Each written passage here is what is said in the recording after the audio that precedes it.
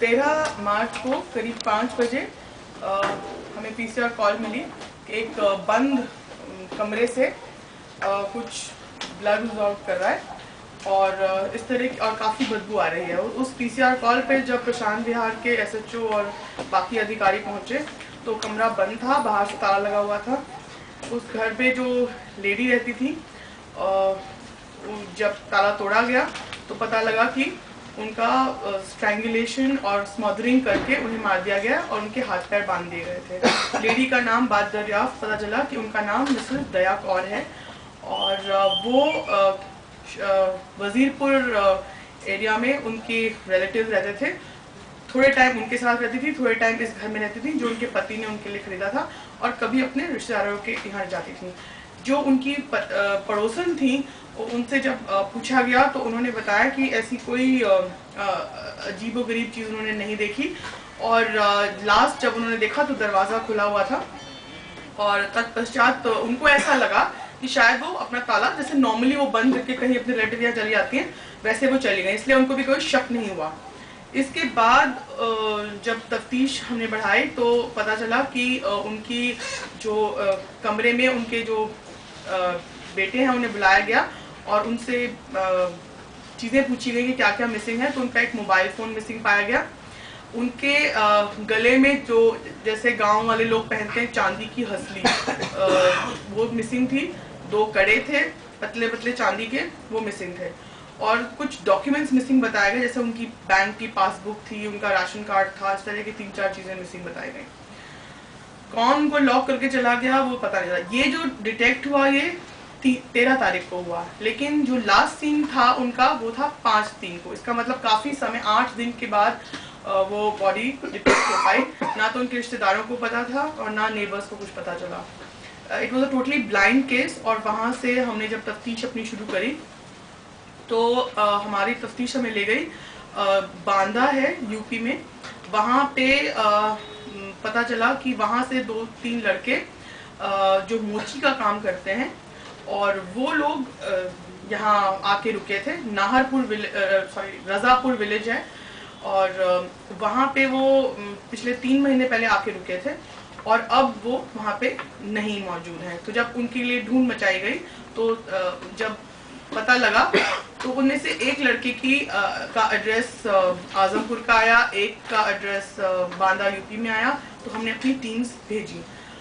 Teams भेजने के बाद थोड़े दिन बाद हमें ऐसा लगा कि उनके सारे रिश्तेदारों के जगह हम लोग रेड कर चुके थे पर वो सक्सेसफुल नहीं हो रहा था। फाइनली हमको पता चला कि वही लड़के सेक्टर नंबर 13 रोहिणी में मोची की दुकान करने के लिए जगह ढूंढ रहे हैं और शायद उन्होंने एमसीडी में भी अप्लाई करने की कोशिश की ताकि उनको प्रॉपर तय बाजारी मिल जाए। जब इस बात को हमने अपनी बीट कांस्टेबल्स उनमें कराया और इनकी कुछ हमारे को जो डिस्क्रिप्शन हमें मालूम था लोकल लड़कों से वो हमने बताया तो उससे एस्टैब्लिश हुआ कि ये जो 2 लड़के हैं जिनका नाम ब्रजेश है और दूसरे लड़के का नाम मनोज है। ब्रजेश, मनोज और एक और लड़का था नंदू। 3 लड़के जो थे वो इसमें इन्वॉल्व लगे क्योंकि वो सडनली अपना सारा घर पैक करके चले गए। और अब हमारी टीम ने गिरफ्तार किया है जापानीज पार्क के सुनसान एरिया से गिरफ्तार किया 2 लड़कों को, जिनमें से एक का नाम ब्रजेश है और दूसरे का नाम मनोज है। तीसरा लड़का नंदू अभी हमारी टीम गई हुई है, होपफुली आज शाम तक या कल तक मेरे ख्याल से वो भी हम सक्सेसफुली अरेस्ट कर लेंगे। जो इनसे बात करके पता चला बात दरियाफ्त ये मालूम हुआ कि इन्होंने ये गांव से अपने आए थे नौकरी ढूंढने के लिए और करीब 3 महीने पहले ये लोग यूपी के एक छोटा सा जिला है बांदा, वहाँ से आए थे और ये अपना मोची का काम जानते थे। तो इनको किसी ने कहा कि आप दिल्ली जाओगे तो आपको बेहतर रोजगार मिल सकता है और इन्होंने एक छोटा सा कमरा लिया था 4-5 और लड़कों के साथ शुरू में और फिर ये अपना अलग कमरा लेके रहने लगे। जब ये आते जाते थे तो इन्होंने इस लेडी को वहाँ कई बार अकेले बैठे देखा। इस तरह से इन्होंने अपना विक्टिम आइडेंटिफाई किया। इनको कुछ समय हो गया था दिल्ली में और अपने हाथ पैर मारने के बाद भी इनके पास कोई रोजगार उपलब्ध नहीं हो पा रहा था। तो अब इनके पास ये बहुत ज़रूरी था कि ये कुछ ऐसा करें ताकि कुछ घर ले जाके पैसे दे पाए।